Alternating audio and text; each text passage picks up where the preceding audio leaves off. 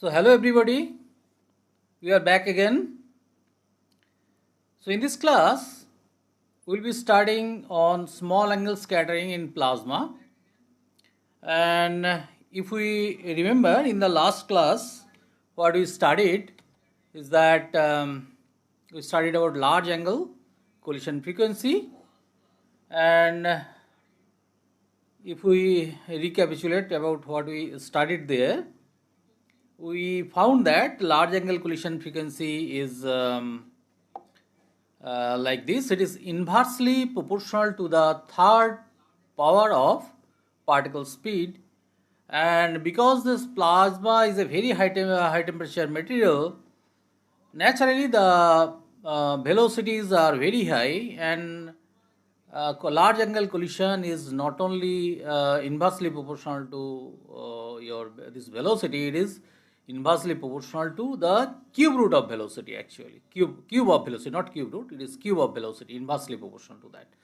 So V0 is high and cube of that is pretty high, and that's why the large angle collision frequency is quite small. Now, we wrote that large angle collision frequency in terms of this average potential and the kinetic energy. And as a basic requirement of plasma is that this plasma kinetic energy must be much higher than the average potential, so that it stays in plasma state. That itself requires that the large angle collision must be very small. Now, so far is so good that large angle collision is small, so there may be cases where we can just neglect the collision effect, and we can make some good approximation to get some idea about the basic behavior. So that can be possible, just knowing this fact that large angle collision frequency is inversely proportional to the third power of particle speed. Now, naturally, curiosity appears, what will be the case of small angle collision frequency? Small angle means it is very close to zero kind of thing, the angle of deflection, and it is likely that these plasma particles, because they are charged, they will be undergoing many such collisions, because Coulomb this interaction is a long range effect, and it doesn't really require to collide head on for getting a collision, as I told you earlier. So we expect that large angle collision frequency may be small, but small angle collision frequency may be quite high. This is what we expect, and let us try to derive in this class about what is the maybe the an estimate, what may be an estimate of this large angle collision frequency. Okay. So considering the fact that this small angle collision may be causing a deflection which is pretty small, and appreciable deviation will require large number of collisions. So in plasma, basically we define the collision time for small angle collision in a bit different way.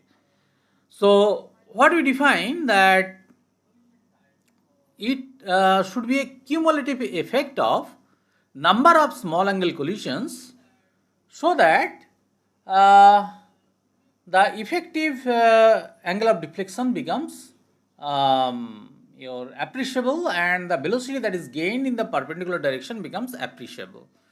So as I have highlighted here in the red box, that this is the collision time for small angle collision we define this way.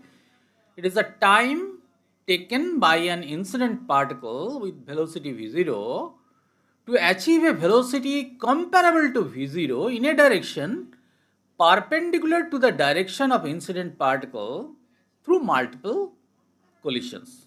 So remember, we are not considering here a single collision. It is the time taken by the particle to achieve a velocity which is comparable to the incident velocity through multiple collisions.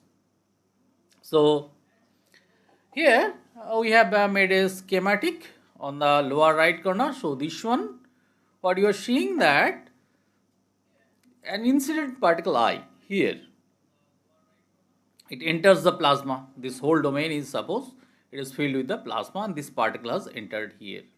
Okay, and it is moving in the z direction, and as it moves it starts interacting with all the particles which is around this charged particle.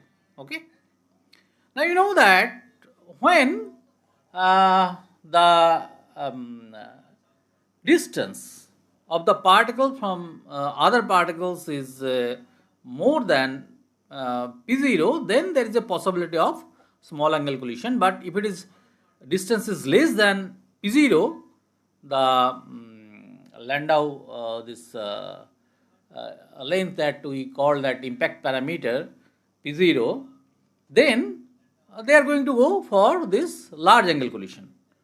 So each small angle collision is possible when the particles are staying away from the incident particle by a distance which is greater than p0. Now what happens, each small angle collision will make some change in the velocity, and that change may be in random directions. Sometimes it will be positive, sometimes it will be in the negative. So because of randomness of the collisions, this may happen. And if you consider the average velocity, change in velocity in the x direction or in the y direction, because they are identical, x direction, y direction, what you are seeing in this diagram, they are identical when you consider an incident particle when it is interacting all the particles in its surrounding. So if you take average of the change in velocity, so that is it is quite understandable that that average will be 0, because sometimes it will be positive, sometimes it will be negative, and when you are averaging over a large number of such collisions, they are supposed to be 0. Now what about the square of that? In square, you know, there is no negative thing, everything is positive. So whatever velocity it gains in a single collision, if you square that and then keep on adding, then that will not be 0. So this square of this velocity, if you average it out, it will not be 0. Now let us consider what is happening here. So as the particle is moving, say with some velocity v0, you can see here it is moving and it is interacting with all the particles which is outside this cylinder, and for that it is causing the small angle collision. So this minimum value will be p0, and there will be a maximum value up to which this particle can influence the other particles. So we have already learned about the Debye length, you know. So beyond Debye length, this particle which is passing through the axis of the cylinder, this cannot influence those other particles. So while it is quite natural to assume that we will start from p0 and then the upper limit will be infinity as far as these small angle collisions are concerned, we need not to take the upper limit as infinity, because after Debye length the interaction would be very minimal. So what we can do, if we are going to consider for some estimation of collision frequency, it is good enough to consider the lower bound of p as p0 and the upper bound as Debye length. Okay. So now what we do have, a particle is moving, and with time it is moving, and it is interacting with all the particles within a cylindrical cell rather, which has inner radius p0 and outer radius will be lambda d. So let us make some estimate. Let us assume that n0 is the number density of charged particles inside the plasma.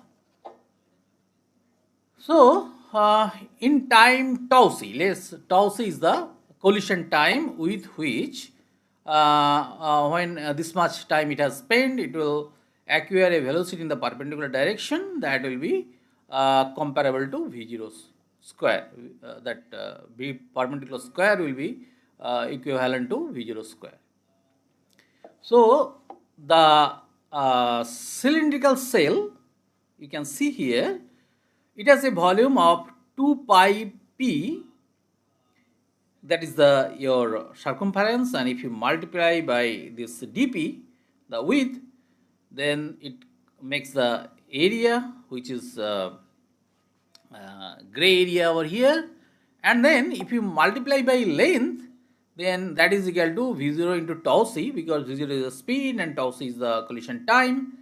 So you get the volume of this elementary cell inside the plasma, elementary cylindrical cell. Now, in each small angle collision, we have already learned in our previous class that perpendicular velocity component that it gains is v perpendicular square equal to v0 square p0 square by p square.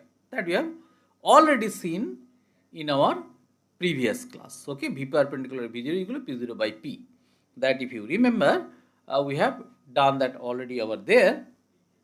So in each collision, it is getting a v perpendicular square equal to v0 square, the incident velocity square, and p0 square by p square. Depending on the p, the v perpendicular will be decided. Now, by definition, after time tau c, what will be this v perpendicular square?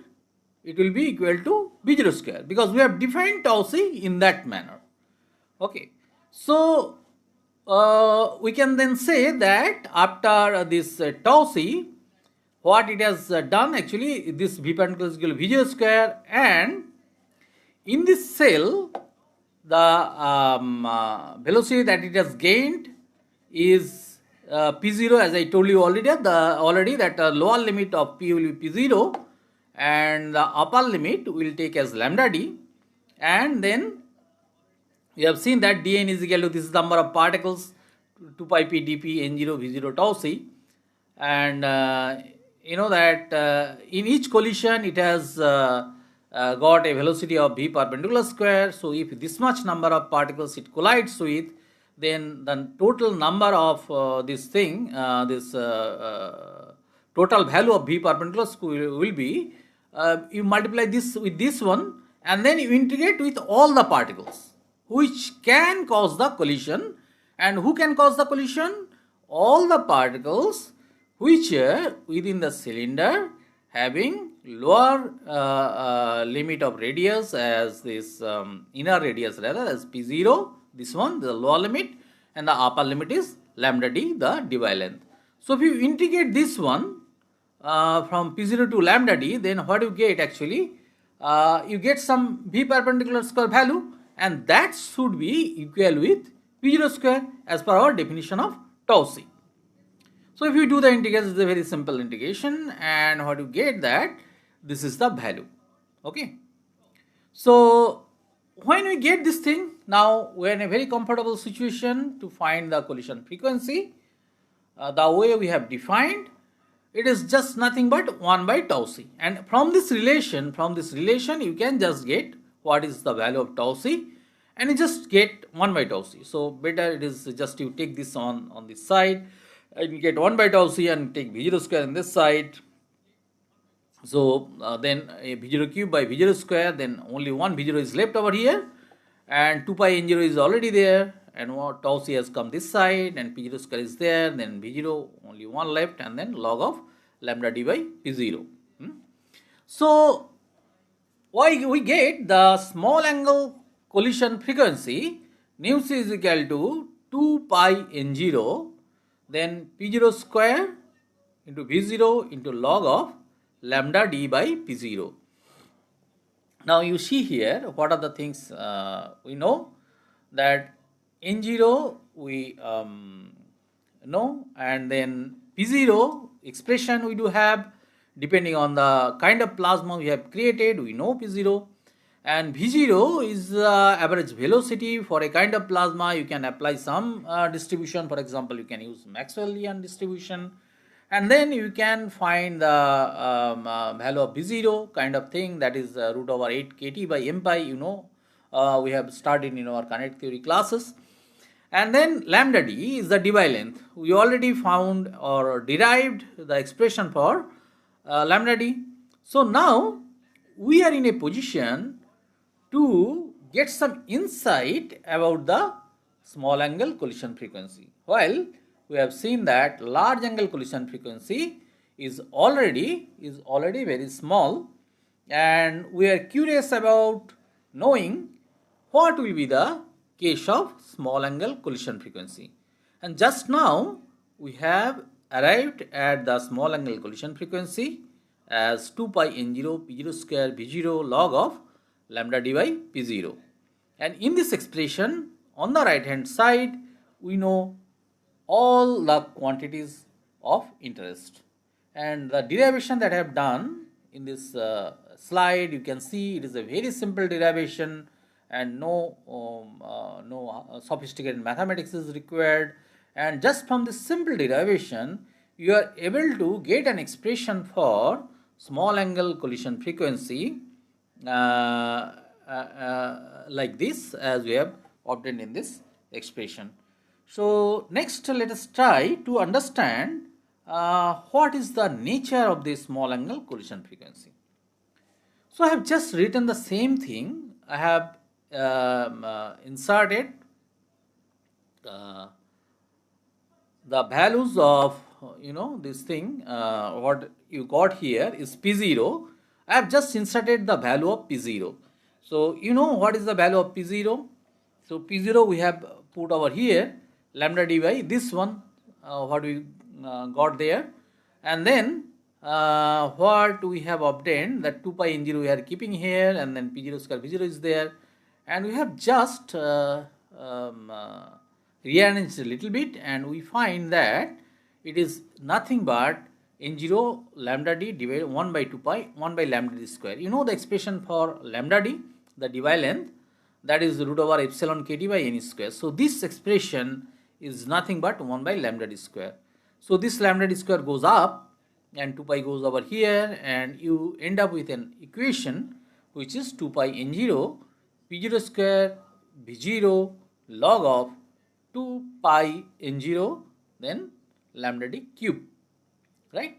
Now you see that lambda d, what is that? It is the Debye sphere, this radius of the Debye sphere, okay, lambda d, beyond which it doesn't actually interact enough with the other charge particle. Influence of the charge particle reduces to 1 by E of the typical Coulomb interaction value. So that is what is lambda d, and lambda d is the radius of influence of a charge particle, so the radius of the Debye sphere. So you know that 4/3 pi lambda d cube is basically the volume of the Debye sphere, 4/3 pi r cube. So r is lambda d, and we write at 4/3 pi lambda d cube. So you know that pi is just nothing but 3.142, and 4/3 is almost like 1, very close to 1. So if I use just the quantity lambda d cube, that is almost this pi lambda d cube, 2 pi lambda d cube, you can almost assume that that is the volume of the Debye sphere, almost of the same order of volume of the Debye sphere. So when I multiply that by n0, n0 is what? n0 is the density of the charge particles. So density into this volume, that gives you the number of particles within the Debye sphere. And if you remember that we told that number of particles within the Debye sphere should be much greater than 1. So even if it is say 10 to the power 5 or 10 to the power 6, well, you remember that this is inside a logarithm, this one is inside the logarithm. So because it is inside log, so what it does actually, if it is 10 to the power 6, then 6 comes out and you get log of the 10, or 10 to the power 6, that log of 10 and 6 comes out. So it just gives you only an order of magnitude higher kind of thing. So this part, logarithmic part, will contribute some a factor of 10 kind of thing. So what we are getting actually, if we now write this expression, we put the value of P0 over here, and then we write that small angle collision frequency, we write that like this: 1 by 4 pi epsilon 0 square and 8 pi n0 e to the power 4 by m square v0 cube, and then this part, this log of lambda. Now, I would like to ask you that you go to the expression for P0, and let me go back a little bit and I will show you that what the expression for P0 we did have there. So this is the value of P0. You see that this is P0 is equal to 1 by 4 pi epsilon twice q cube naught by m v naught square. So this P naught we derived, and we are now putting that value over here in the small angle collision frequency. This P naught we have put over here, P naught square, so it is naturally giving 1 by 4 pi epsilon square. And if you put the expression for P0, then this is coming over here and we are getting a log of lambda. Now you see what is there inside the red box. This is nothing but the large angle collision frequency.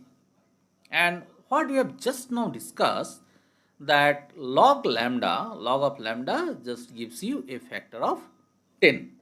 It just gives you a factor of 10. So what you are seeing now, the small angle collision frequency just multiplied by 10 with this large angle collision frequency. So you get the large angle collision frequency, which is already small. It is inversely proportional to cube of V0, and that is small, and large angle collision frequency is small anyway, but small angle collision frequency, what is that? That is high, as we expected, it is high, but it is higher by only a factor of 10. So we can say that small angle collision frequency is only an order of magnitude higher than your large angle collision frequency. So in a plasma, if it is sufficiently ionized, depending on the kind of plasma that you have created, it is possible to get many aspects of the plasma, assuming that it is neglecting the effect of collision. But there are plasma inside our laboratory, and in many processing plasmas, collision plays a very, very important role. So this is rather a warning that when I am saying that we can neglect the effect of collision in many plasmas, and still we can extract the features of plasma, just assuming that there is no collision. At the same time, there are processing plasmas and laboratory plasmas where collision is very, very much important.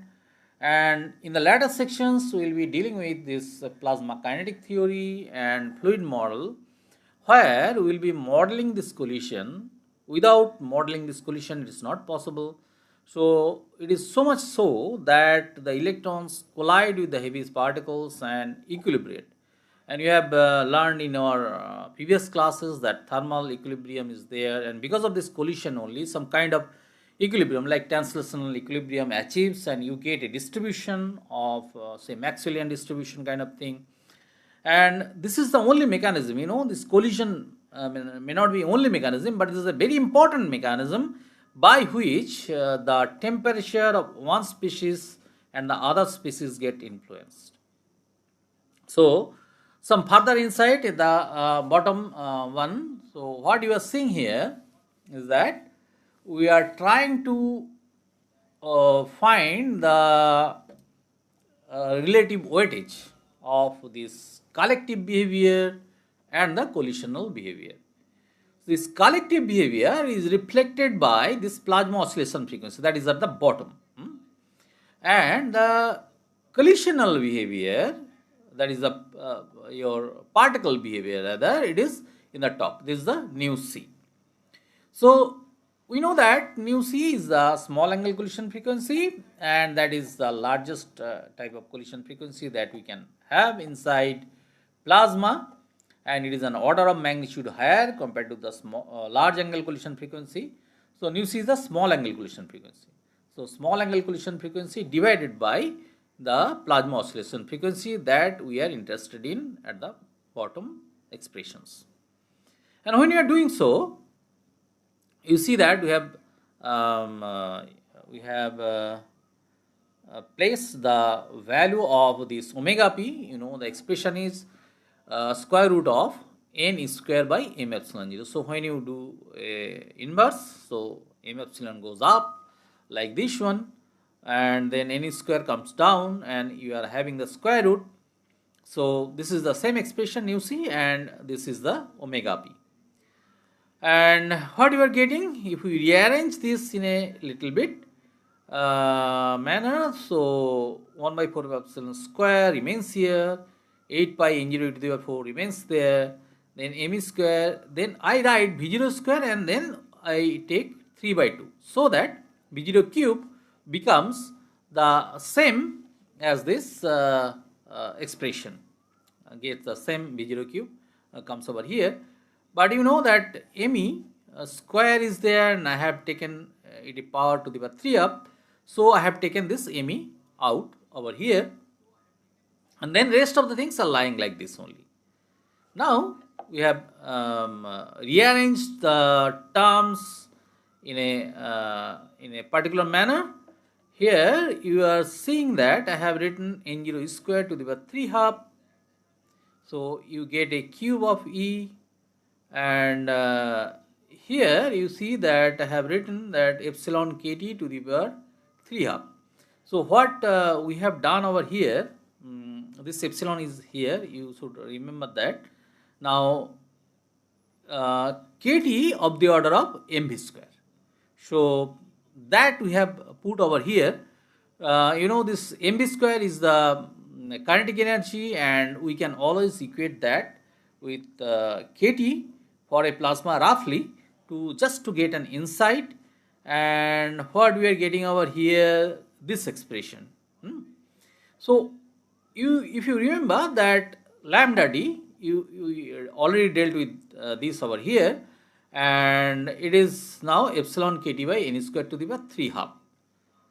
So what we get over here is that square root of epsilon kt by n square is lambda d, and to the power cube is giving you lambda d cube.